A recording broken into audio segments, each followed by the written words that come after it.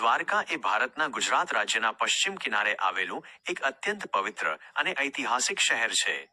ભગવાન શ્રી કૃષ્ણએ મથુરા છોડ્યા બાદ આ ભવ્ય નગરી વસાવી હતી અને તેને પોતાની રાજધાની બનાવી હતી. તેથી જ તેને કૃષ્ણની કર્મભૂમિ કહેવામાં આવે છે.